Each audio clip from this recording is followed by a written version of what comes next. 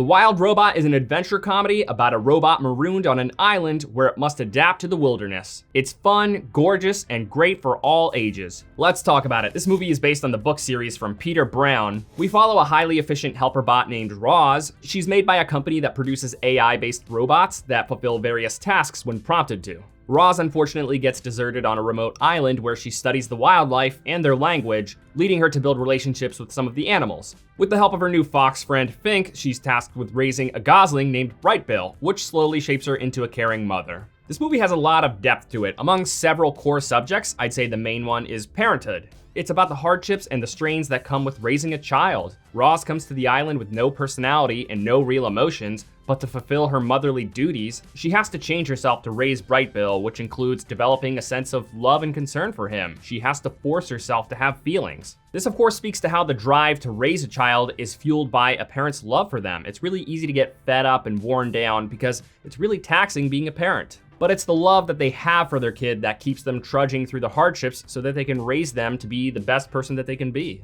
This movie sets up that motherhood drive very well. She's just a robot with no personality designed to help humanity whenever given a task. This is her one purpose for existing, so she just goes up to animals on the island asking if they need any assistance with tasks. She doesn't have any emotional attachment to these tasks, and she's very adaptive, so she'll reshape her body and grow appendages to fulfill them. But in order to fulfill the task of raising Brightbill, she takes that adaptivity to the next level by recognizing that the most efficient way to do that is by developing feelings and loving him. Another interesting layer they added was how we are very much the product of our parents. Roz has this very robotic personality that she doesn't fully shake off. So naturally, Brightbill obtains some of her very strange behaviors by being very analytical and speaking very eloquently at a very young age. This movie is pretty funny. At their worst, the jokes are still fine. They're not gonna make you cringe or anything, but when they are good, they really do get you. They make plenty of jokes out of Roz being a clueless robot talking to animals as if they are a human and paid for a helper bot in their house, and they're usually really funny.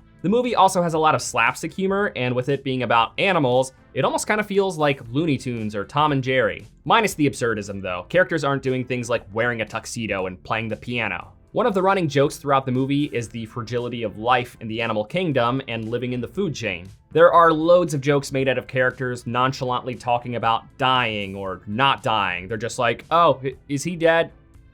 Oh, never mind, cool, he's not dead, we're good.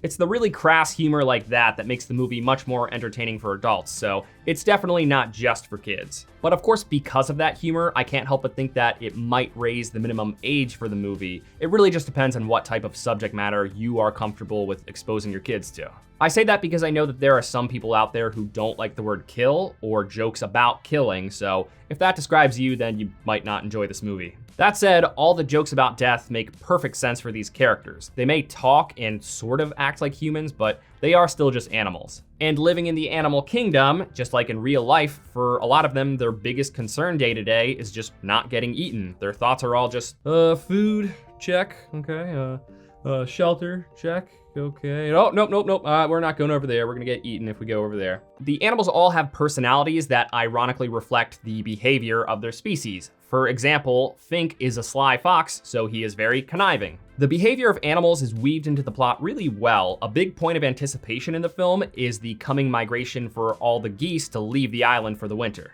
Not only is it just accurate because, geese migrate rather than hibernate, but it's cleverly used as a device for commentary on the hardships of your kids becoming adults. It's a drastic change when your roommate of 18 years moves out, so when it's your child who you love, it's a really difficult change. Brightbill getting ready to leave with all the other geese is this movie's equivalent of him turning 18 and moving out of the house. It's a really clever way for the movie to get the younger viewers to realize how difficult that can be for parents. And the other core subject of this movie is just acceptance. It's simply a story about setting aside differences and seeing the best in others. Roz is perceived as a monster in the animal kingdom. Not only does she have barriers to break between her and the other animals, but naturally there seems to be barriers between each of them. This movie checks off so many boxes to make a compelling story. It's touching, it has good messages, and it has good spectacle. I was expecting the movie to have some sort of commentary on the traditionally bitter relationship between technology and nature, since, it's about a robot in the wilderness. It just seems natural to me to have some sort of statement about how technology and industrialism have impacted the tranquility of nature.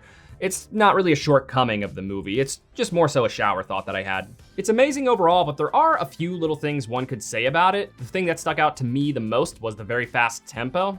It was certainly very important for much of this movie to be very fast-paced because comedic timing is imperative for a lot of those jokes to work. But there were a few moments that they could have slowed down or added a couple pregnant pauses to, specifically the more emotional, grandiose moments. Some of them kind of felt like they were steamrolled through. If they had more silence padding them, they probably would have felt more powerful. There's also a bombshell moment between Roz and Bright Bill. I want to say it was about like halfway through, and it just didn't really feel as momentous as I think it should have. It was really just because there wasn't any tension leading up to it. It kind of just happened, and the consequences didn't feel very serious. If there was even a single line prior along the lines of, oh, but when are you going to tell them about insert problem here, then it probably would have felt more significant. Nevertheless, this movie was surprisingly wonderful. It was another instance of me not really expecting much, but being pleasantly surprised, and I think that all of you will be too.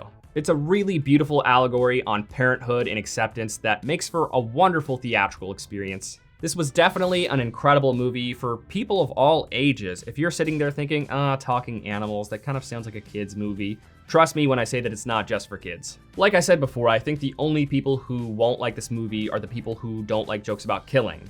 If that does not describe you, then you should absolutely go see this movie. It's really good.